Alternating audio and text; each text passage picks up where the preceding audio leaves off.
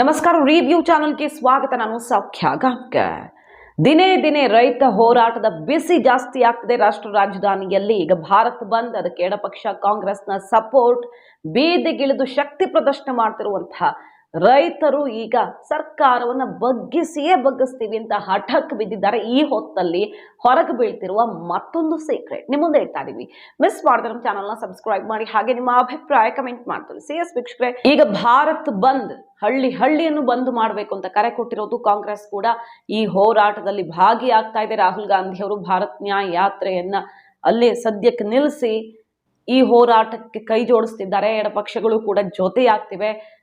ಸದ್ಯ ಈಗ ಗಮನ ಸೆಳೆತಿರೋ ವಿಚಾರ, MSP ವಿಚಾರದಲ್ಲಿ ಇಂಥ ಯೂ ಟರ್ನ್ ಹೇಗೆ?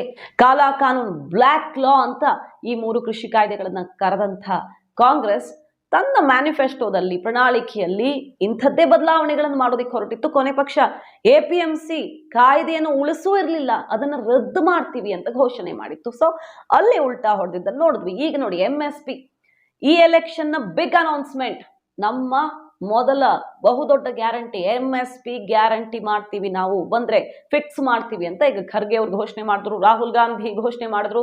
ಸ್ವಾಮಿನಾಥನ್ ಕಮಿಷನ್ ರೆಕಮೆಂಡೇಶನ್ಸ್ ನ ಆಸ್ ಇಟ್ ಈಸ್ ಜಾರಿ ಮಾಡ್ತೀವಿ ನಾವು ಬಂದ್ರೆ ಅಂತ. ಈಗ ಪ್ರಶ್ನೆ ಎದ್ದಿರೋದು ಎಲ್ಲಿ ನೋಡಿ, ಈಗ ತೆರೆದುಕೊಳ್ತಿದೆ ರಹಸ್ಯ. ಹಾಗಾದ್ರೆ UPA ಗವರ್ಮೆಂಟ್ ಇದ್ದಾಗ ಯಾಕೆ ಇದನ್ನ ಮಾಡಲಿಲ್ಲ ಕಾಂಗ್ರೆಸ್? UPA ಅವಧಿಯಲ್ಲಿ ಸ್ವಾಮಿನಾಥನ್ ಶಿಫಾರಸುಗಳನ್ನ ನಾವು ಅಕ್ಸೆಪ್ಟ್ ಮಾಡ್ಕೊಳ್ಳೋಕೆ ಸಾಧ್ಯವಿಲ್ಲ ಅಂತ ಪಾರ್ಲಿಮೆಂಟ್ ಅಲ್ಲಿ ಕೊಟ್ಟ ಉತ್ತರ ನೋಡಿ. ಆನ್ ದಿ ರೆಕಾರ್ಡ್ ಇರೋದು ಇದು.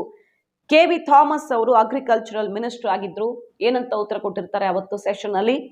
ಸ್ವಾಮಿನಾಥನ್ ಕಮಿಷನ್ ರೆಕಮೆಂಡೇಶನ್, ಅದರಲ್ಲೂ increase of at least 50% on cost, production cost, ಅಂದ್ರೆ ಪ್ರೊಡಕ್ಷನ್ ಕಾಸ್ಟ್ ಮೇಲೆ 50% ಏರಿಕೆ ಮಾಡುವುದು ಅಥವಾ ಬೇರೆ ಬೇರೆ ಶಿಫಾರಸುಗಳು, ಇದನ್ನ ಮಾಡೋಕೆ ಹೊರಟ್ರೆ ಎಷ್ಟು ಡೇಂಜರಸ್ ಇದು ಮಾರ್ಕೆಟ್ಗೆ ಅನ್ನೋದನ್ನ ಕಡಿಮೆ ಮಾಡಿರ್ತಾರೆ. ಮತ್ತು ಆ ಕಾರಣಕ್ಕೆ ನಾವು ಅಕ್ಸೆಪ್ಟ್ ಮಾಡ್ಕೊಳ್ತಿಲ್ಲ ಅಂತ ತಳ್ಳಿ ಹಾಕಿರ್ತಾರೆ ಸ್ವಾಮಿನಾಥನ್ ಕಮಿಷನ್ನ ಶಿಫಾರಸುಗಳನ್ನ.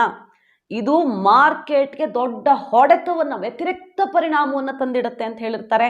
MSP ಮತ್ತು ಪ್ರೊಡಕ್ಷನ್ ಕಾಸ್ಟ್ ಅನ್ನ ಮೆಕ್ಯಾನಿಕಲ್ ಆಗಿ ಲಿಂಕ್ ಮಾಡುವಂತಹ ಪ್ರಾಸೆಸ್ಸು, ಇದು ಕೌಂಟರ್ ಪ್ರೊಡಕ್ಟಿವ್ ಅನ್ನುವ ಶಬ್ದವನ್ನ ಬಳಸಿರ್ತಾರೆ ಅವರು. ಯಾವ ರೀತಿ ವ್ಯತಿರಿಕ್ತವಾಗುತ್ತೆ, ಸಮಸ್ಯೆ ಆಗುತ್ತೆ ಅನ್ನುವ ಶಬ್ದವನ್ನ KV ಥಾಮಸ್ ಅವತ್ತಿನ ಅಗ್ರಿಕಲ್ಚರಲ್ ಮಿನಿಸ್ಟರ್ ಆನ್ಸರ್ ಮಾಡಿರ್ತಾರೆ. ಈಗ 2024ರ ಚುನಾವಣೆಯಲ್ಲಿ, ಸೊ ಕಳೆದ 10 ವರ್ಷಗಳಲ್ಲಿ ಇಷ್ಟು ದೊಡ್ಡ ಬದಲಾವಣೆ ಆಗಿದ್ದು ಹೇಗೆ? ಕಾಂಗ್ರೆಸ್ನ ನಿಲುವಿನಲ್ಲಿ UPA ಸರ್ಕಾರ ಇದ್ದಾಗ ಇದೇ MSP ಮತ್ತು ಇನ್ನಿತರ ವಿಚಾರಗಳಿಗೆ ಸಂಬಂಧಪಟ್ಟಂತೆ ಸ್ವಾಮಿನಾಥನ್ ವರದಿಯನ್ನ ತಳ್ಳಿ ಹಾಕಿದ್ದಂಥ ಕಾಂಗ್ರೆಸ್ ಈಗ ನಾವು ಜಾರಿಗೆ ಬಂದ್ರೆ, ಈ ಸಲ ನಮಗೆ ಅಧಿಕಾರ ಕೊಡಿ, ನಾವು ಮಾಡಿ ತೋರಿಸ್ತೀವಿ ಅಂತ ಹೇಳ್ತಿರೋದು. पूछे 3 काले कानून थे, उसके खिलाफ भी हम लड़े, राहुल जी लड़े, आप सब लड़े, वहां पंजाब, हरियाणा, उत्तर प्रदेश के लोग बॉर्डर पे बैठे हैं, वो लड़ रहे हैं, लेकिन MSP बढ़ाने की बात नहीं हुई और MSP को गारंटी देने की भी बात नहीं हुई. हम MSP को लीगल गारंटी देंगे, ये मैं बार बार बोल रहा हूं. अगर कमी गिरे तो इस गारंटी को पैसा कम गिरा, मार्केट से भी कम गिरा, तो हम जो फिक्स करते गवर्नमेंट के तरफ से MSP, वो रेट सरकार भरपाई करके आपको देगी. यही हमारी गारंटी. ಈಗ ಕಾಂಗ್ರೆಸ್ನವರು ಈ ಪ್ರಶ್ನೆ ಹಾಕಿದ್ರೆ ಏನ್ ಹೇಳ್ತಿದ್ದಾರೆ? ನಾವು ಅವತ್ತು ಹೇಳಿದ್ವಿ ಅನ್ನೋದನ್ನ ಮಾತ್ರ ನೆನಪು ಮಾಡ್ತೀರಾ? ಮೋದಿ ಹಾಗಾದ್ರೆ MSP ಡಬಲ್ ಮಾಡ್ತೀನಿ ಈ ಪ್ರಾಮಿಸ್ ಮಾಡಿಲ್ವಾ? ಮೋದಿ ಏನ್ ಹೇಳಿದ್ದಾರೆ ಅದನ್ನ ಹೇಳಿ ಅಂತ. ಎಸ್, BJP ಸರ್ಕಾರ, ಕೇಂದ್ರ ಸರ್ಕಾರವೂ ಕೂಡ ಅದನ್ನೇ ಮಾಡ್ತಾ ಇದೆ.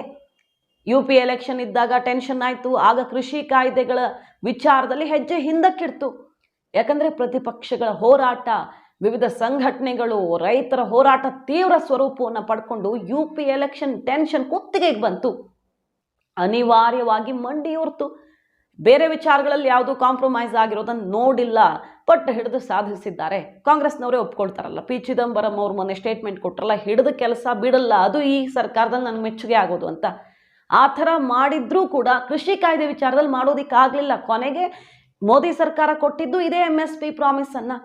ಇದು ಮೂಗಿಗೆ ತುಪ್ಪ ಸವರ್ದ ಹಾಗೆ ಎಲ್ಲ ಪಕ್ಷಗಳು ಆತಂಕ, ಭಯದಲ್ಲಿ ವೋಟ್ ಬ್ಯಾಂಕ್ ಭಯದಲ್ಲಿ, ರೈತರು ಉಲ್ಟಾ ಹೊಡೆದ್ಬಿಡ್ತಾರೋ ಅನ್ನುವಂಥ ಭಯದಲ್ಲಿ ಸದ್ಯಕ್ಕೆ ಒಂದು ಬ್ರೆಡ್ ಕೊಟ್ಟು ಸಮಾಧಾನ ಮಾಡೋದು, ಬ್ರೆಡ್ ದುಡ್ಕೊಳ್ಳೋ ದಾರಿಯನ್ನು ತೋರಿಸೋದಲ್ಲ ಅನ್ನೋ ಥರ ಪರಿಸ್ಥಿತಿ ಸೃಷ್ಟಿಯಾಗ್ಬಿಟ್ಟಿದೆ. ಆ ಪಕ್ಷ ಹೇಳುತ್ತೆ ಅಂತ ಈ ಪಕ್ಷ ಹೇಳುತ್ತೆ ಅಂತ ಆ ಪಕ್ಷ MSP ಪ್ರಾಮಿಸೇ ಮಾಡ್ಕೊಂಡು ಬರ್ತಿದ್ದಾರೆ ಬಿಟ್ರೆ ಪರ್ಮನೆಂಟ್ ಸೊಲ್ಯೂಷನ್ ಹುಡುಕೋದಕ್ಕೆ ಆಗ್ತಿಲ್ಲ. ಕೃಷಿ ಕಾಯ್ದೆ ಜಾರಿ ಆದ್ರೆ ಏನೋ ಒಂದು ಬದಲಾವಣೆ ಆಗತ್ತಪ್ಪ ದೇಶದಲ್ಲಿ, ಕೃಷಿ ವಲಯದಲ್ಲಿ ಇಷ್ಟು ವರ್ಷಗಳಿಂದ ಎಲ್ಲ ಸರಿ ಇದೆ ಅನ್ನೋದಾಗಿದ್ರೆ ಯಾಕೆ ಲಕ್ಷ ರೈತರು ಆತ್ಮಹತ್ಯೆ ಮಾಡ್ಕೊಂಡು ಬರ್ತಿದ್ದಾರೆ? ಯಾಕೆ ತಮ್ಮ ಮಕ್ಕಳು ಕೃಷಿಗೆ ಹೋಗೋದೇ ಬೇಡ ಅಂತ ಬಯಸ್ತಿದ್ದಾರೆ ರೈತರು?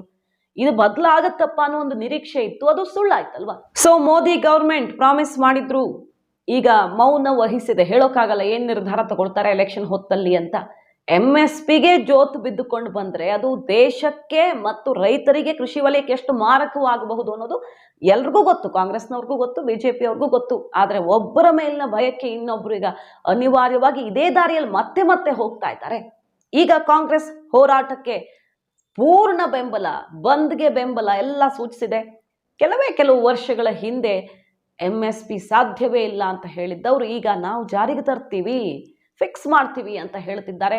ಇದೇ ಇಂಟ್ರೆಸ್ಟಿಂಗ್. ಸೊ ಜಾತಿ ಗಣತಿ ವಿಚಾರದಲ್ಲಿ ಟರ್ನ್, ಅದನ್ನ ಮೊನ್ನೆ Modi and team white paper release ಮಾಡಿದಾಗ ನೆಹರು ಅವ್ರ ಎಕ್ಸಾಂಪಲ್ ಎಲ್ಲ ಕೊಟ್ಟು ಹೇಳಿದ್ರಲ್ವಾ, ಯಾರು ಜಾತಿ ಗಣತಿಯನ್ನ ವಿರೋಧಿಸಿದ್ರೋ, ತಮ್ಮ ಅವಧಿಯಲ್ಲಿ ಅದನ್ನ ತಡೆ ಹಿಡಿದು ಎಲ್ಲರಿಗೂ ಪತ್ರ ಬರೆದಿದ್ರು, ಅಂಥ ಪಕ್ಷದಿಂದ ಇವತ್ತು ಜಾತಿ ಗಣತಿ ಅಸ್ತ್ರ ಪ್ರಯೋಗ ಆಗ್ತಿದೆ ಅಂತ BJP ವಾಗ್ದಾಳಿ ನಡೆಸ್ತು.